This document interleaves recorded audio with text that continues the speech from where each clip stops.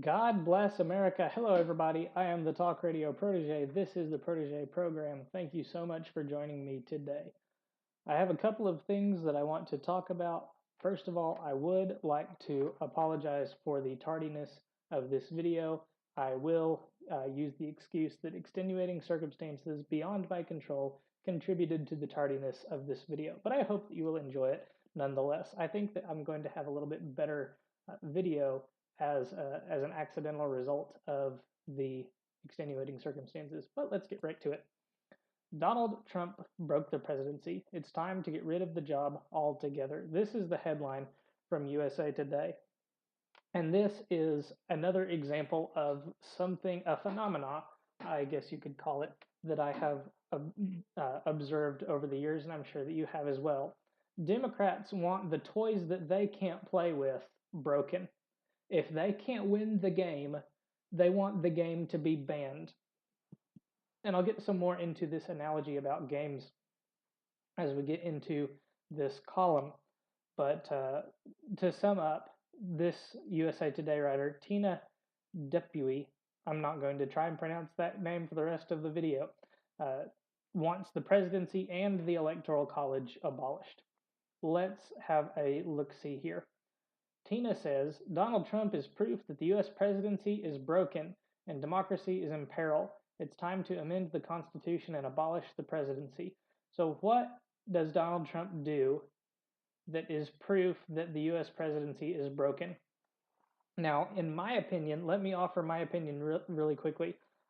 I think that the U.S. presidency is above and beyond its power level as originally intended by the founders.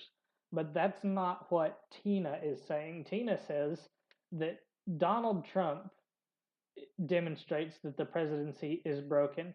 I don't think that Tina had this to say when Obama was president, but now that Trump is president, it's time to abolish the presidency, you guys. What's her proof that that Trump has broken the presidency? The belligerent, typo-ridden tweets, the fawning press conferences with autocrats and overlords, the self-described Nazis on parade praising an American president's name. This is her proof that Trump has broken the presidency. Congratulations. You just named one thing that proves nothing. That is these tweets. That's just speech. I mean, if Trump was saying the words that he was tweeting, you wouldn't be any happier about it, even though you wouldn't be able to see the typos. So it has nothing to do with the belligerency or the typos. You don't like him talking.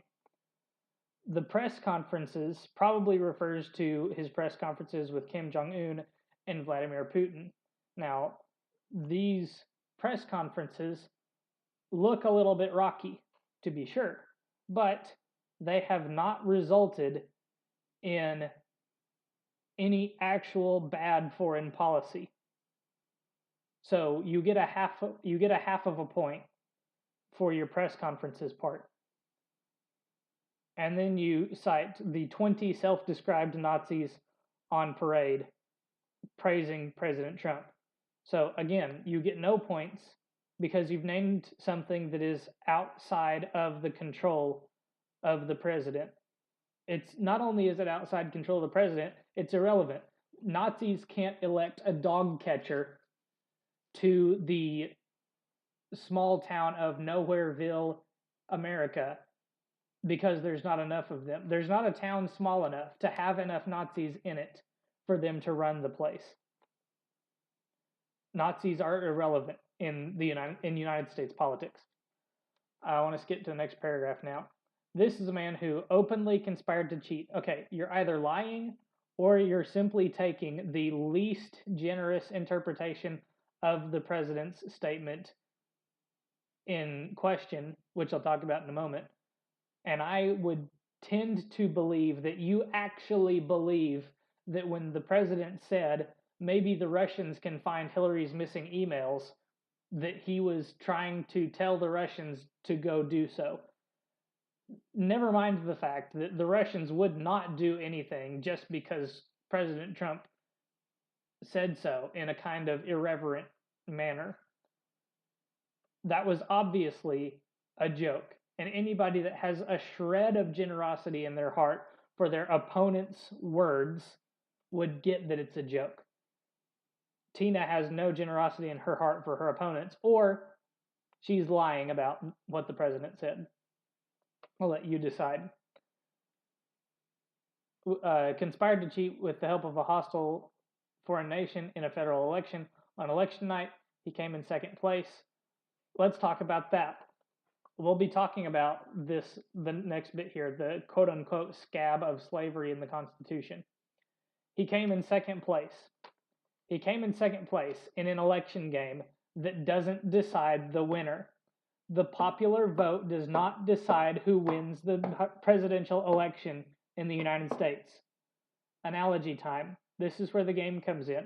Basketball fans, do we have any basketball fans in the audience? If the Los Angeles Lakers lose Game 7 of the NBA Finals and then for 2 years complain that they should have won the game because they passed the ball more often than the other team, what do you think would happen to the reputation of the Los Angeles Lakers? They would be the laughing stock of the NBA and ESPN, and nobody would take them seriously forever. And yet, the Democrats get to do exactly this. They lost the game. The game is not get the most popular vote. The game is get the most electoral vote. So they lost the game and are now complaining that they played a different aspect of the game better while still losing the game.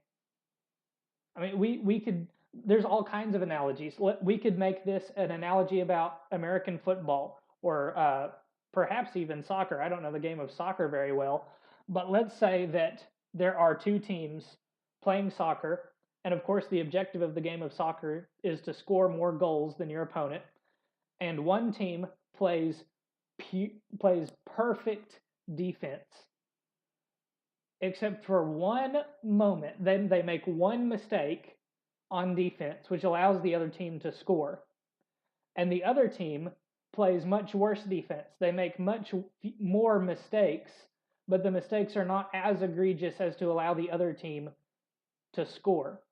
Therefore, the team that played worse defense won the game.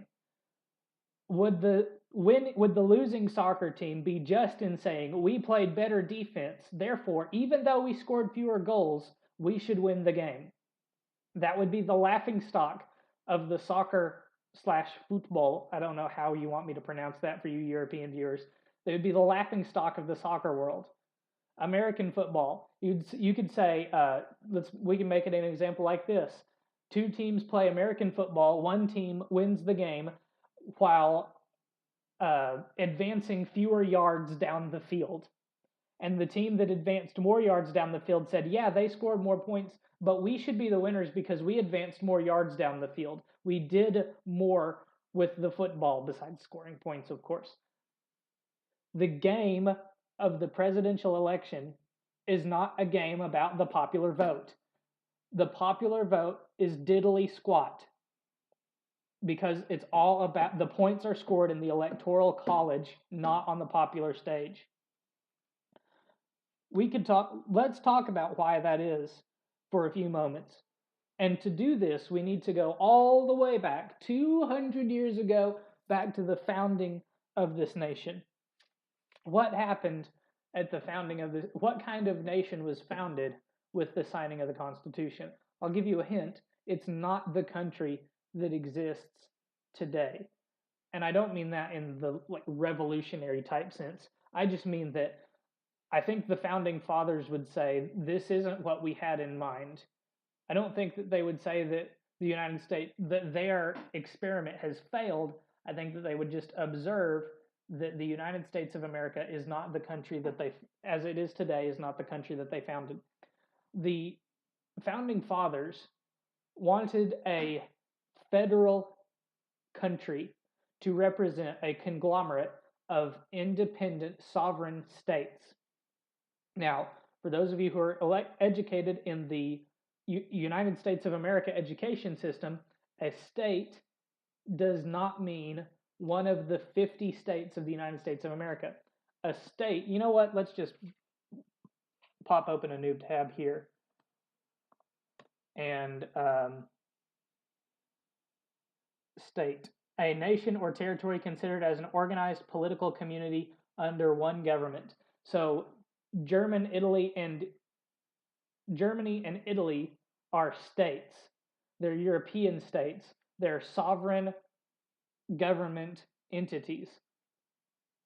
And the United States was supposed to be a confederation of independent sovereign states. So the president was not supposed to represent the people of the United States of America.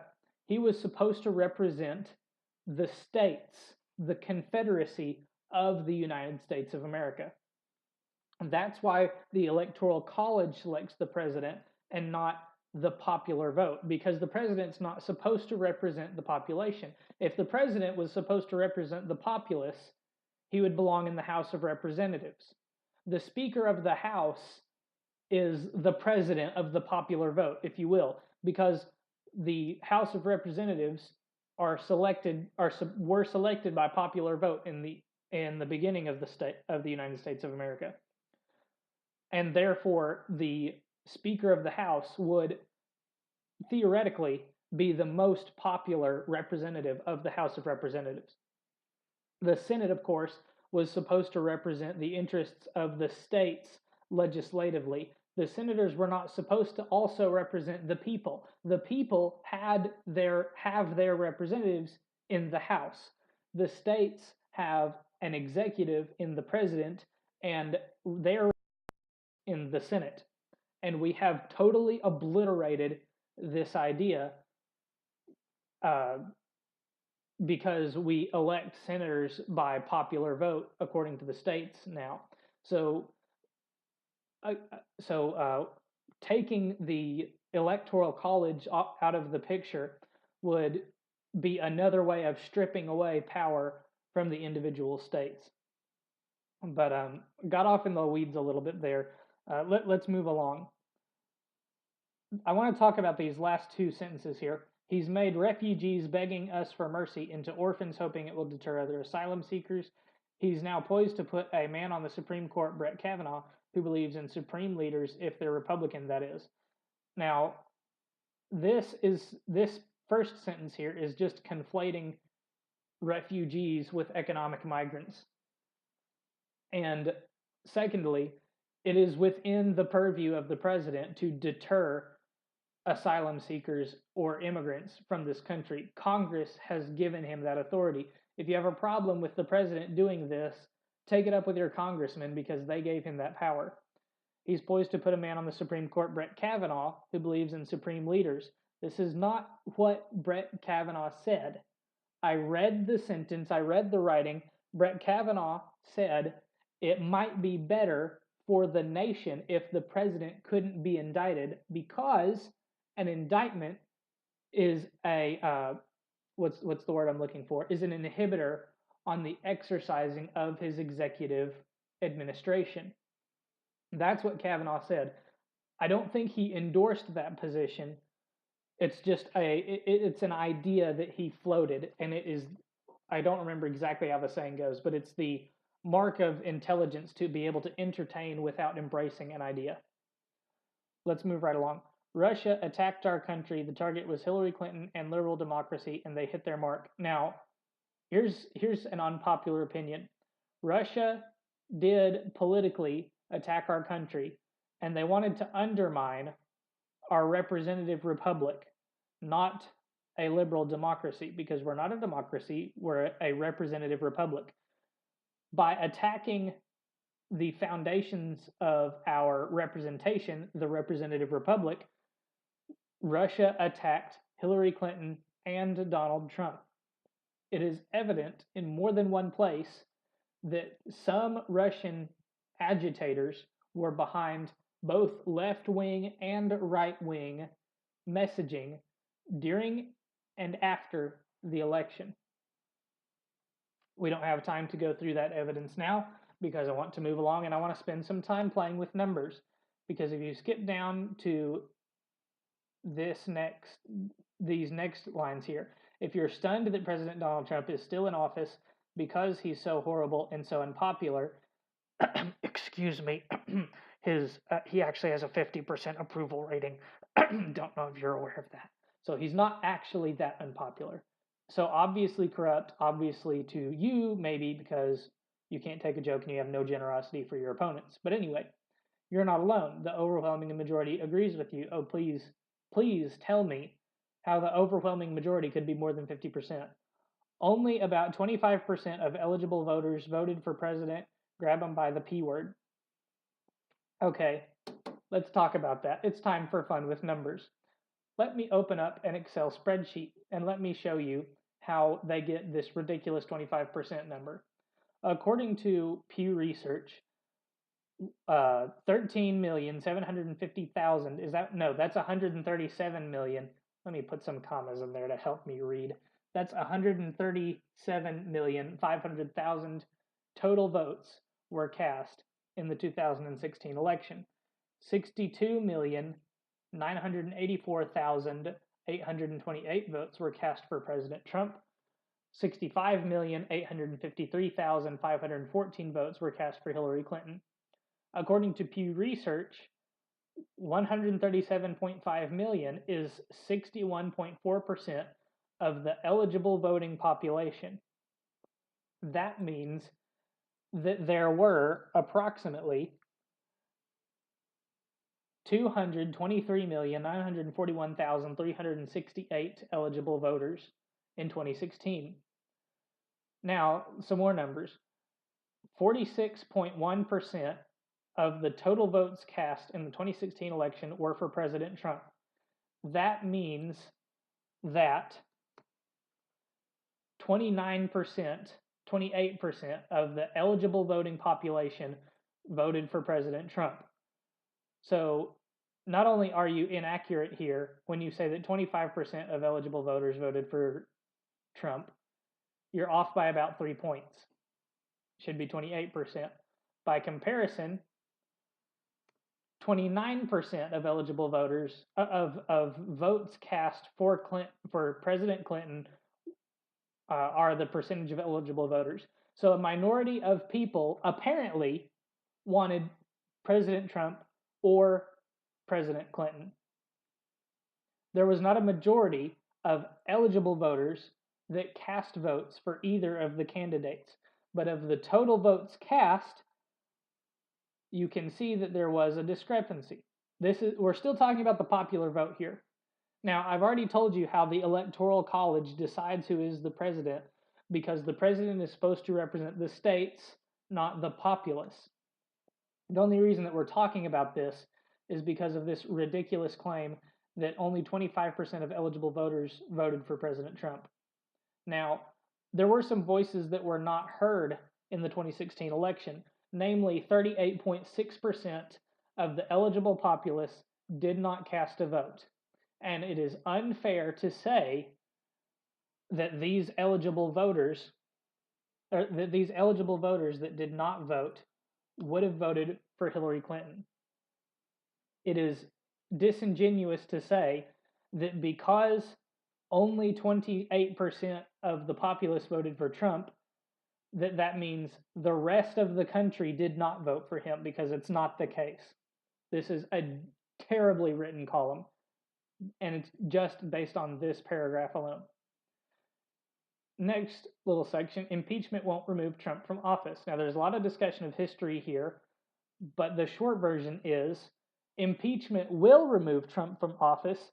It's just never been done before. The closest that impeachment has ever gotten to removing someone from office was President Nixon.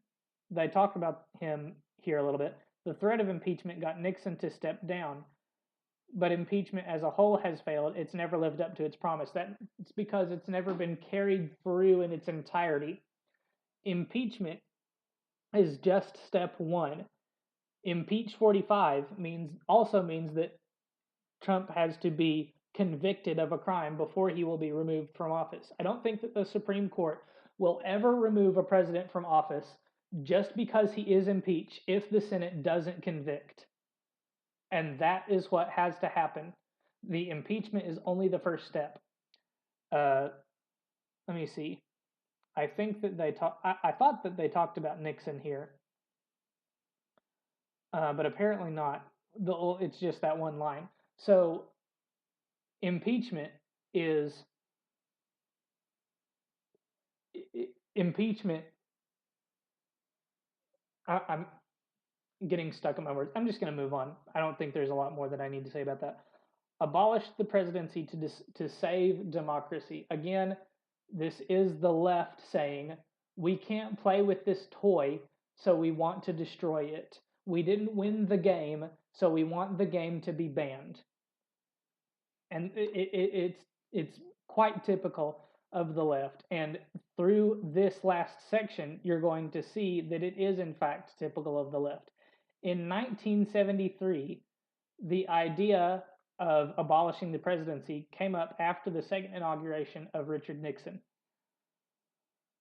I think they said something about it happening earlier in this sentence. The pamphlet, the petition. Here it is. Mid-19th century Americans' trepidation that an emperor could follow an idealistic revolution. I'm getting ahead of myself. It failed to remove Andrew Johnson. The main charge against Johnson was that he ignored the authority and will of Congress. It was then that a group of concerned citizens saw a monarchy in the making and drew up a petition titled Memorial regarding the abolition of the presidency. This happened in the mid-19th century. It happened again in 1973, and now it's happening in the opinion column of USA Today. Anytime the Democrats lose the game, the left loses the game, they want to turn the rules upside down so that it favors them. They did it they did it the last time their chosen candidate lost the electoral college but won the popular vote, and that was Al Gore. And they did it on 2 other occasions in the past as well. That's not talked about here, and I can't remember it off the top of my head. And this video is getting a little long, so I want to go ahead and move on. I want to talk about this column, this story rather.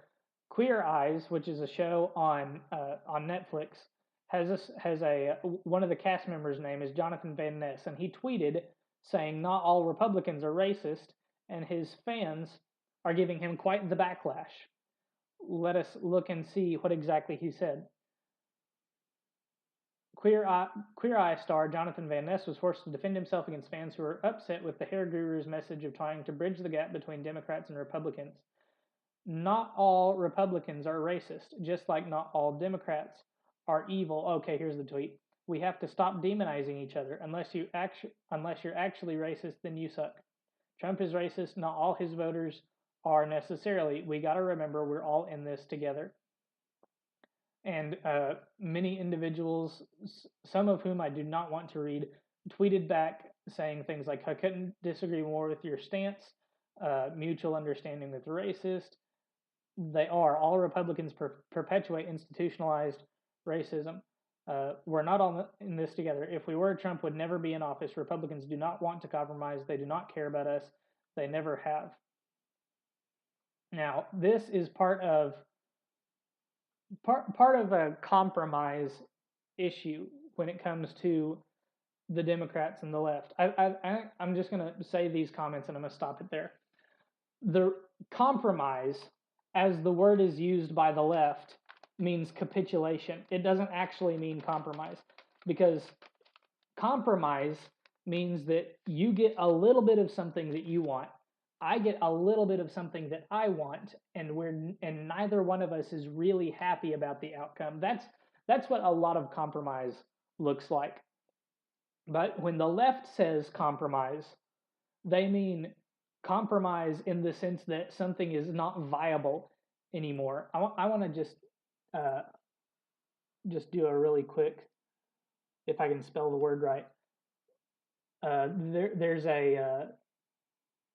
There's another definition for compromise, and I'm not seeing it. I'm not quite seeing it here.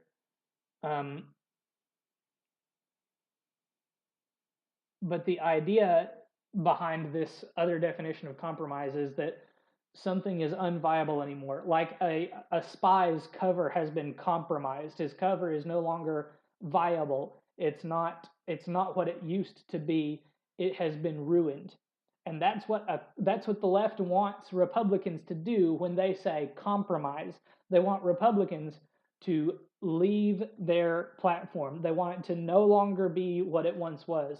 They want their position to be defeated and for the Democrat position to triumph. They do not want real compromise in the sense that you give up a little bit of what you want, I give up a little bit of what I want, and in the end, we both get a little something.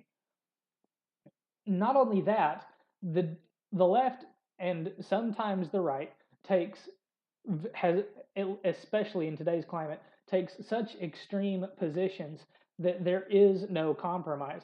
What's the compromise to be had between an unborn child is a life and abortion up to and including the moment of birth?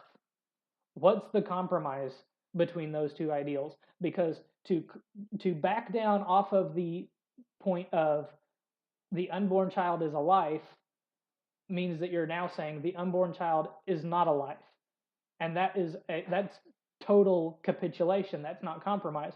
To back off of abortion without questions up to and including the moment of birth compromises the platform of the feminazis. So there can be no compromise had. It's not just that one side or the other or both sides don't want to compromise. It's that one side or the other or both can't afford to compromise. Another example, the gun control issue. One side says you have the right to carry arms to defend yourself or for other reasons as well. The other side says, no, you don't. What's the compromise? Not only that, supporters of these two positions don't want their representatives to back down off of those positions because backing down off of those positions would capitulate to the other side. But let me know what your thoughts are in the comments down below. I hope that you enjoyed this video. Leave a like if you did. Hit subscribe and hit the bell for notifications so that you don't miss videos coming up in the future. Thank you again so much for watching. I hope that you'll come back and join me next time. Until then, good night and God bless.